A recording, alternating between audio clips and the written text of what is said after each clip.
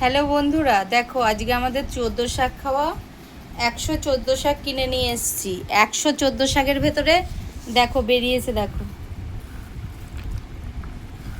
এগুলো সবই কাঠি।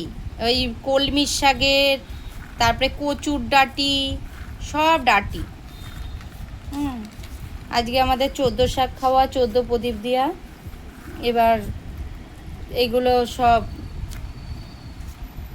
দেখো।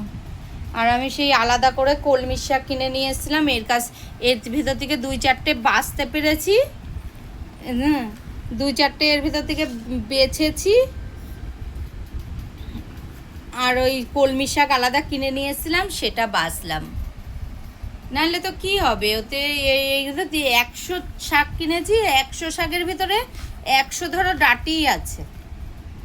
এখানে তো 100 ডাঁটি হবেই, বলো বন্ধু, 100 ডাঁটি হবেই। দেখো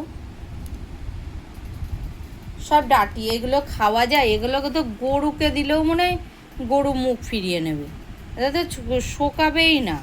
এই মানে শোকাবে না বলছি, সেদ্ধই হবে না। এগুলোকে ভাজা করে খাওয়া যায়? এরা কীভাবে পয়সা ইনকাম করে দেখো। সব কুচিয়ে দিয়েছে।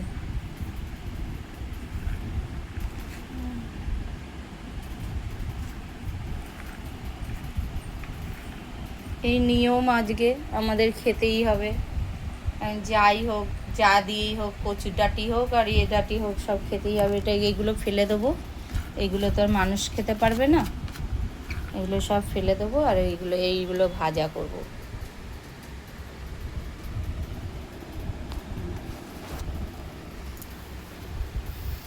এই এখন রান্না বান্না শুরু করব। আজকে তো নিরামিষ। কালকে গেছে শুক্রবার, নিরামিষ। কালকে কালী পুজো, কালকে নিরামিষ। মানে দুর্গা পুজোর থেকে কালী পুজোয় বেশি নিরামিষ খেতে হয়।